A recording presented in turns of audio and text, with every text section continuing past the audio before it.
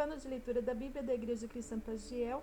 Estamos no dia 212, nossa leitura é em Hebreus 8, 1 Reis 22, Cantares 8 e Daniel 2. Hebreus, capítulo 8.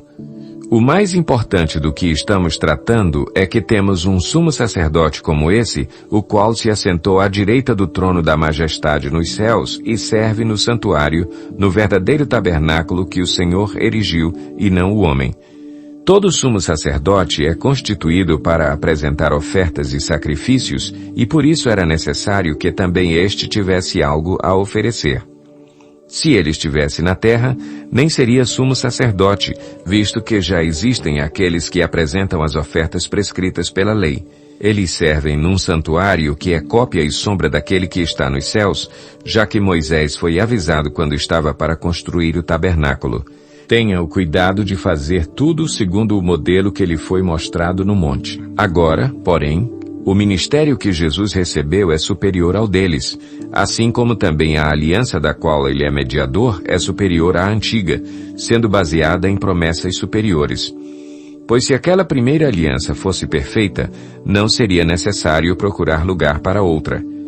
Deus, porém, achou o povo em falta e disse: Estão chegando os dias, declara o Senhor, quando farei uma nova aliança com a comunidade de Israel e com a comunidade de Judá. Não será como a aliança que fiz com os seus antepassados, quando os tomei pela mão para tirá-los do Egito. Visto que eles não permaneceram fiéis à minha aliança, eu me afastei deles, diz o Senhor. Esta é a aliança que farei com a comunidade de Israel depois daqueles dias, declara o Senhor.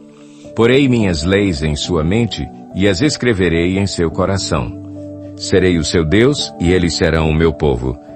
Ninguém mais ensinará o seu próximo nem o seu irmão, dizendo, conheça o Senhor, porque todos eles me conhecerão, desde o menor até o maior. Porque eu lhes perdoarei a maldade e não me lembrarei mais dos seus pecados.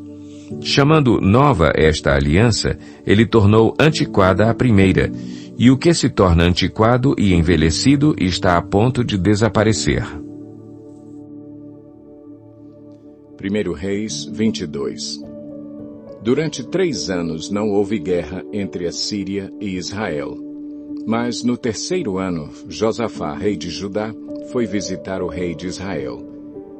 Este havia perguntado aos seus oficiais: Por acaso vocês não sabem que Ramote-Gileade nos pertence e ainda assim não estamos fazendo nada para retomá-la do rei da Síria? Então perguntou a Josafá: Irás comigo lutar contra Ramote-Gileade? Josafá respondeu ao rei de Israel: Sou como tu, e meu povo é como o teu povo, e os meus cavalos são como se fossem teus. Mas acrescentou: Peço-te que busques primeiro o conselho do Senhor.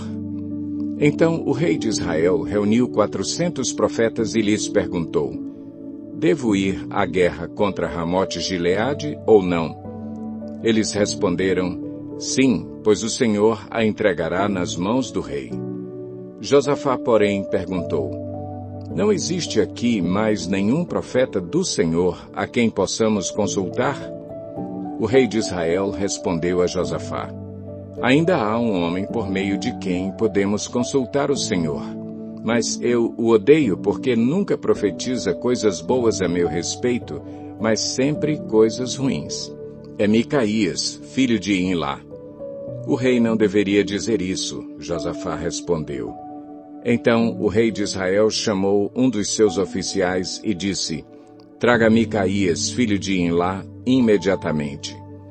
Usando vestes reais, o rei de Israel e Josafá, rei de Judá, estavam sentados em seus tronos, na eira, junto à porta de Samaria, e todos os profetas estavam profetizando em transe diante deles. E Zedequias, filho de Kenaaná, tinha feito chifres de ferro e declarou: Assim diz o Senhor: Com estes chifres tu ferirás os arameus até que sejam destruídos. Todos os outros profetas estavam profetizando a mesma coisa, dizendo: Ataca Ramote-Gileade e serás vitorioso, pois o Senhor a entregará nas mãos do rei. O mensageiro que tinha ido chamar Micaías lhe disse: Veja, todos os outros profetas estão predizendo que o rei terá sucesso. Sua palavra também deve ser favorável. Micaías, porém, disse: Juro pelo nome do Senhor que direi o que o Senhor me mandar. Quando ele chegou, o rei lhe perguntou: Micaías, devemos ir à guerra contra Ramote-Gileade ou não? Ele respondeu: Ataca, e serás vitorioso, pois o Senhor a entregará nas mãos do rei. O rei lhe disse: Quantas vezes devo fazer você jurar que irá me dizer somente a verdade em nome do Senhor? Então Micaías respondeu: Vi todo Israel espalhado pelas colinas, como ovelhas sem pastor, e ouvi o Senhor dizer: Estes não têm dono, cada um volte para casa em paz. O rei de Israel disse a Josafá: Não lhe disse que ele nunca profetiza nada de bom a meu respeito, mas apenas coisas ruins? Micaías prosseguiu: Ouça a palavra do Senhor. Vi o Senhor assentado em seu trono, com todo o exército dos céus ao seu redor, à sua direita e à sua esquerda. E o Senhor disse: Quem enganará Acabe para que ataque Ramote-Gileade e morra lá? E um sugeria uma coisa, outro sugeria outra, até que, finalmente, um espírito colocou-se diante do Senhor e disse: Eu o enganarei. De que maneira? Perguntou o Senhor. Ele respondeu: Irei e serei um espírito mentiroso na boca de todos os profetas do rei. Disse o Senhor: Você conseguirá enganá-lo. Vá e engane-o. E o Senhor pôs um espírito mentiroso na boca destes seus profetas. O Senhor decretou a sua desgraça. Então Zedequias, filho de Kenaaná, aproximou-se, deu um tapa no rosto de Micaías e perguntou: Por qual caminho foi o espírito da parte do Senhor quando saiu de mim para falar a você? Micaías respondeu: Você descobrirá no dia em que estiver se escondendo de quarto em quarto. O rei então ordenou: Enviem Micaías de volta a Amon, o governador da cidade, e a Joás, filho do rei, e digam: Assim diz o rei: Ponham este homem na prisão a pão e água, até que eu volte em segurança. Micaías declarou: Se você de fato voltar em segurança, o Senhor não falou por meu intermédio. E acrescentou: Ouçam o que estou dizendo, todos vocês. Então o rei de Israel e Josafá, rei de Judá, foram atacar Ramote-Gileade. E o rei de Israel disse a Josafá: Entrarei disfarçado em combate, mas tu usa as tuas vestes reais. O rei de Israel disfarçou-se e ambos foram para o combate. O rei da Síria havia ordenado aos seus 32 chefes de carros de guerra: Não lutem contra ninguém, seja soldado, seja oficial, senão contra o rei de Israel. Quando os chefes dos carros viram Josafá, pensaram: É o rei de Israel, e o cercaram para atacá-lo, mas Josafá gritou, e quando os comandantes dos carros viram que não era o rei de Israel, deixaram de persegui-lo. De repente, um soldado disparou seu arco ao acaso e atingiu o rei de Israel entre os encaixes da sua armadura. Então o rei disse ao condutor do seu carro: Tira-me do combate, fui ferido. A batalha foi violenta durante todo o dia e, assim, o rei teve que enfrentar os arameus em pé no seu carro. O sangue de seu ferimento ficou escorrendo até o piso do carro de guerra e, ao cair da tarde, ele morreu. Quando o sol estava se pondo, propagou-se um grito por todo o exército: Cada homem para a sua cidade, cada um para a sua terra. Assim, o rei morreu e foi levado para Samaria, e ali o sepultaram. Lavaram o seu carro de guerra num açude em Samaria, onde as prostitutas se banhavam e os cães lamberam o seu sangue, conforme a palavra do Senhor havia declarado.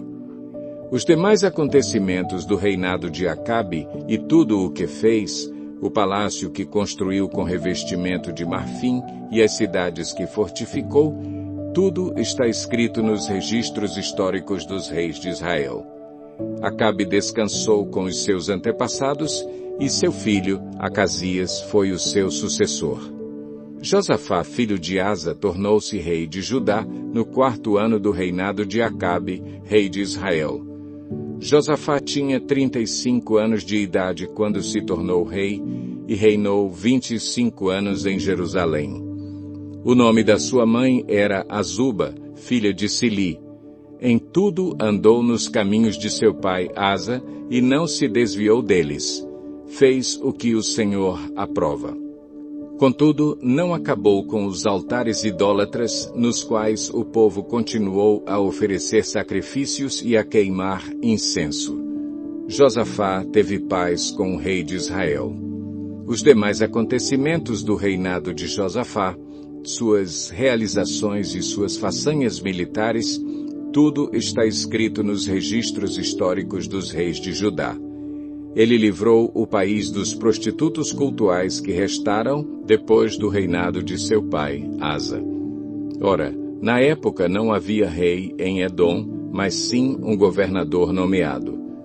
Josafá construiu uma frota de navios mercantes para buscar ouro em Ofir, mas nunca o trouxeram, pois eles naufragaram em Ezion-Geber. Naquela ocasião, Acasias, filho de Acabe, disse a Josafá: os meus marinheiros poderão navegar com os teus, mas Josafá recusou. Josafá descansou com os seus antepassados e foi sepultado junto deles na cidade de Davi, seu pai. E seu filho Jeorão foi o seu sucessor. Acasias, filho de Acabe, tornou-se rei de Israel em Samaria no 17º ano do reinado de Josafá, rei de Judá, e reinou 2 anos sobre Israel. Fez o que o Senhor reprova, pois andou nos caminhos de seu pai e de sua mãe, e nos caminhos de Jeroboão, filho de Nebate, que fez Israel pecar. Prestou culto a Baal e o adorou, provocando assim a ira do Senhor, o Deus de Israel, como o seu pai tinha feito. Cântico dos Cânticos 8. Ah, quem dera você fosse meu irmão, amamentado nos seios de minha mãe. Então, se eu o encontrasse fora de casa, eu o beijaria e ninguém me desprezaria. Eu o conduziria e o traria à casa de minha mãe e você me ensinaria. Eu lhe daria vinho aromatizado para beber, o néctar das minhas romãs. O seu braço esquerdo esteja debaixo da minha cabeça e o seu braço direito me abrace. Mulheres de Jerusalém, eu as faço jurar. Não despertem nem incomodem o amor enquanto ele não o quiser. Quem vem subindo do deserto, apoiada em seu amado? Debaixo da macieira eu o despertei.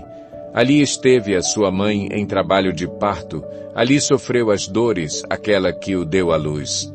Coloque-me como um selo sobre o seu coração, como um selo sobre o seu braço, pois o amor é tão forte quanto a morte, e o ciúme é tão inflexível quanto a sepultura.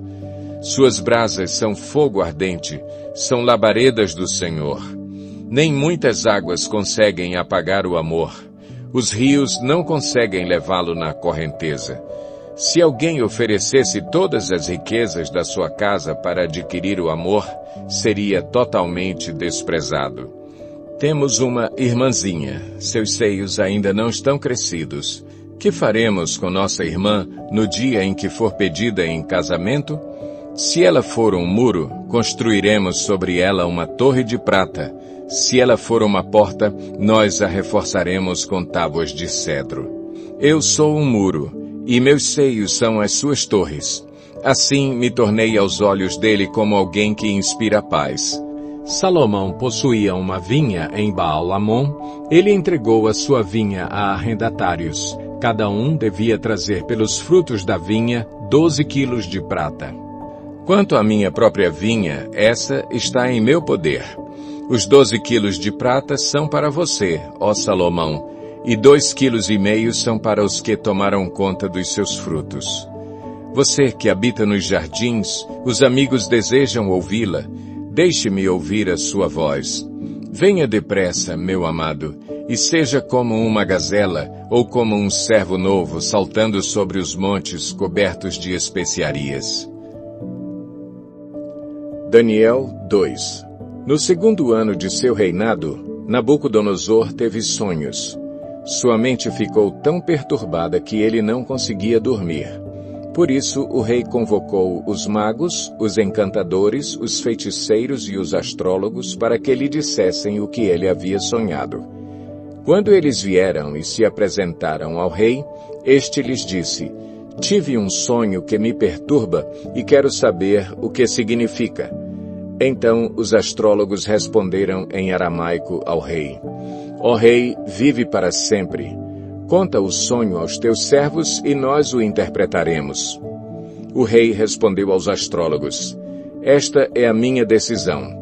Se vocês não me disserem qual foi o meu sonho e não o interpretarem, farei que vocês sejam cortados em pedaços e que as suas casas se tornem montes de entulho.